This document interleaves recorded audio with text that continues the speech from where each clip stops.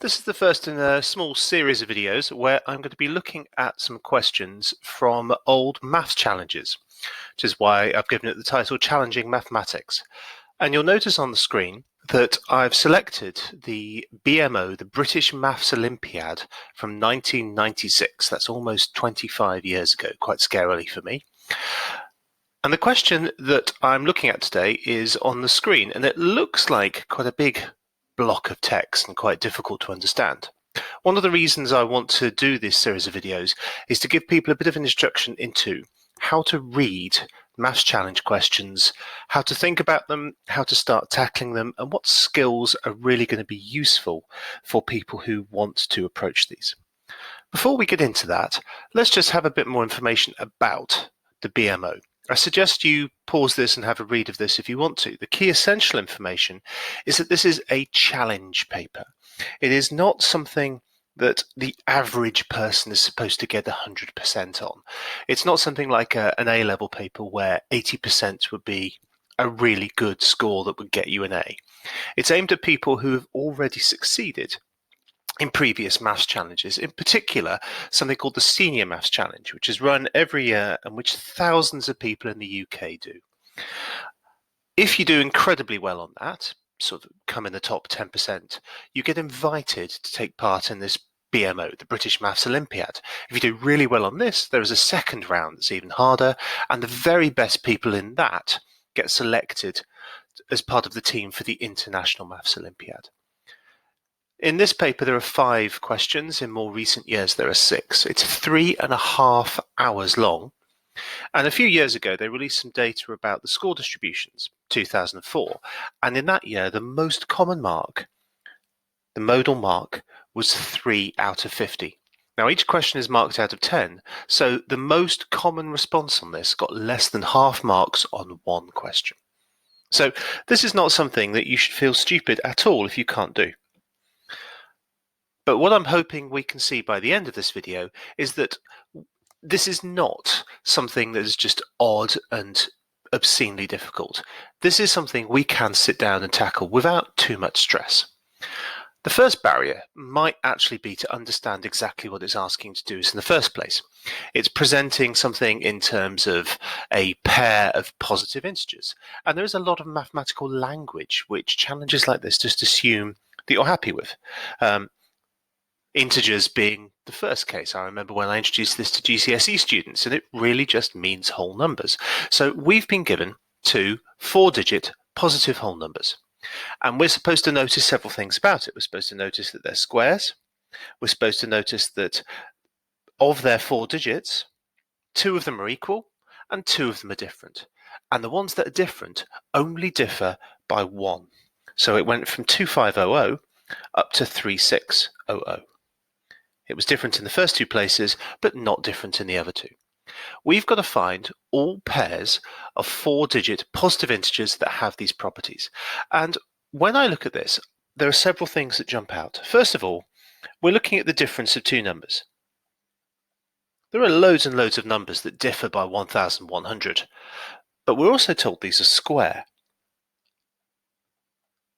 And once I see that, I start thinking, that is a really, really common pattern. This m squared minus n squared, that's the difference of 2 squares. This is a pattern that occurs all over mathematics at loads of different levels. The reason why it might come in useful here is if I can start thinking about factorizations, I can try and break 1,100 up in different ways, and I can make one of those factor pairs m plus n, I can make one of those factor pairs m minus n, and I'll see if I can combine them together to get answers to my question. Now, what I'm going to start showing you on the next page is screenshots of me sitting down and answering this question. So you'll get to see my handwriting in purple pen, because that's my favorite color. And I started exactly as we've just said. I've said we can write one of them, we can write the other one. The difference is 1,100. The key to this is going to be the factorization of 1,100 and the different factor pairs we can put that in. So let's look at some examples. One easy one is 110 and 10. And if we run through what the calculations would be, then we've got the positive part is 110, the negative bit is 10. Add those together, It's an incredibly easy simultaneous equation, and you get that m is going to be 60. Difference is 10, so the smaller one is 50. Now this gives us two solutions, or one pair of solutions, which happen to be exactly the pair of solutions that we were given in the question. So there's nothing new there, but at least we know where that one came from. Okay, so that was brilliant. Let's try another pair. Let's try 550 and 2. Now this works perfectly in terms of giving us two numbers. We get 276 squared and 274 squared. The problem is that those are not 4-digit primes. Oh, sorry, 4-digit squares. They're 5-digit squares.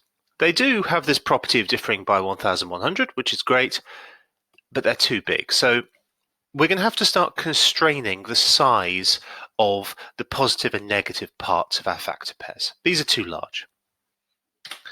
Here's a different factor pair, 220 and 5, and this breaks down for a different reason. The problem is that we've got to add these two factor pairs together to get 2m, and 225 is not an even number. So when we divide it by 2, it doesn't work. Well, I mean, it works in the sense of you can find another value, you square that. The difference between them is 1100 because the algebra guarantees that, but they're not integers, they're not whole numbers. So it looks like we've got a second condition here, which is that the sum of the factor pairs has to be even. So that's exactly what I wrote down when I was writing my solution to this. I said, what constraints are there? I happen to know that the smallest square number that is bigger than 1000 is 32 squared, 1024. It's a useful number to know. And it's fairly easy to see that the largest one is going to be 99 squared. That's because 100 squared is 100 times 100. And that's fairly obviously the smallest 5-digit square number. So we've got constraints on the m plus n part of the factor pair. The square numbers can't be the same, so it's got to be 32 and 33, 65. It's also got to be smaller than 99 plus 99.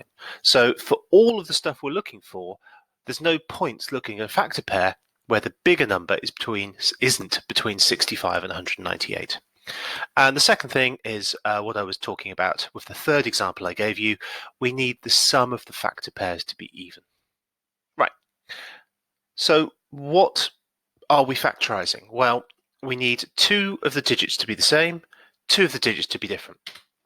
That means there are a certain number of patterns that the difference could be. There's 6 of them. So it goes up from 11, that's going to be the last two digits being different, up to 1100, the first two digits being different. There isn't really anything super clever we can do. We've just got to go through all 6 of these and see how they work. So let's do that. Nicely, the first of these, 11, is really easy just to tick off. The only way of factorizing that is 11 and 1. 11 is too small. Remember, it's got to be at least 65. Not possible. So we can get rid of that. Next one up is 101. Again, 101 is prime. And also remember that these challenge questions, they don't give you a calculator. You have to know that this is prime, or you have to be able to check it really quickly. It turns out that if you can check it by 2, 3, 5, and 7, that's actually enough. You don't actually need to check any larger prime numbers than that. So we've got 101, we've got 1, add them together, divide by 2, 51. Difference is 1, 50. Brilliant, we've got a solution. We've found our first solution from our systematic check. Brilliant. And yes, it differs in the hundreds and the units digit. Great. Let's look at the third one. So 110 is 10 times 11, 2 times 5 times 11. And this prime factorization helps us look at the different factor pairs. We've got a 1, we've got a 2, we've got a 5, we've got an 11. This basically gives us all of the factor pairs we need. Remember, we need the positive and the negative. We need the positive one to be bigger than the negative. So those are the only 4 things I care about. None of those are going to work because the sum of every single one of those is an odd number. That fails our condition of 3, as I labeled it. So that's not possible. We've still only got one solution so far. Okay, 1001 is a bit more productive. it's really useful to know in challenge things like this what the prime factorization of 1001 is. You don't necessarily want to have to do that for the first time in an exam. So knowing it's 7 times 11 times 13 is quite a useful thing. There are 3 sensible ways of factorizing this. Times it by 7, times it by 11, times it by 13, and the remnant. So 143 is 11 times 13. All of those fit our conditions, and that means all 3 of these should give us a solution, and they do, and you can see them here. So we could label these 2, 3, and 4. So far we've found 4 solutions, and again you can see they fit the pattern. So the first digit goes up by 1, the last digit goes up by 1. Okay, we've got 2 more to check. Let's see what 1010 is. Again, that's 2 times 5 times 101. We haven't got that many factor pairs to check. 505 and 202 are too big. 101 times 10 isn't too big, but it doesn't sum up to be an even number. So none of those are possible. And then we've only got 1 left. We've got 1100. Remember that this was the example we looked at the start. We know there is 1 possible solution. And you've got to check all the others to see if there are any. And it turns out that there aren't. And it really is worth, if you haven't done it already, sitting down and checking through the various possibilities and convincing yourself that there's no other thing that works. Some of them, one of the factors is too large. Some of them, both factors are too small. And some of them, the sums aren't even. So this is the hardest one to be really systematic about and check. But we do have that 5th example, the one they gave us in the actual question. So what we would do after that is we would have to make sure that we've summarized our 5 solutions. There they are. And we can be fairly confident, because we've worked through this systematically, that we've not missed anything out. We've got a complete list of solutions. And as far as just doing this as a competition entry was, we could stop there. But if we were interested in this as more of a question to go away and explore as a jumping off point, there's lots we could do here. For a start, why constrain ourselves to only 2 of the digits being different? Is it possible for only 1 digit to be different? Is it possible for all 4 to be different? It's not too hard to go and explore that. And if you haven't done already, it's a really good idea to. I'll show you on the next page what it was that I get out of this. So I'll come back to that. This is the extension, okay? You find that there are only 3 more examples. And there's something really interesting about them, that they're actually linked together. If you start from 2025, you can change the first digit to get 3025. If you then change the last 3 digits, you get 3136. And these are the only other possibilities. So that's really interesting. So apologies for going slightly out of order. The previous slide is actually really quite useful, so I should have gone back to that before. One of the things I want you guys to get out of this is, what are the key skills we needed to answer this question? And from an algebraic point of view, the key idea there is this difference of 2 squares. This occurs everywhere in mathematics. It occurs at GCSE, it occurs at A-level, it occurs in these challenge problems. It is a really common thing to look out for. It comes up again later on in this set of BMO questions. The other thing is being able to factorize and looking for factor pairs quickly. Remember, this does not have a calculator in the challenge, so you'd have to be confident manipulating these factors without a calculator. And lastly, this really is a question about being systematic.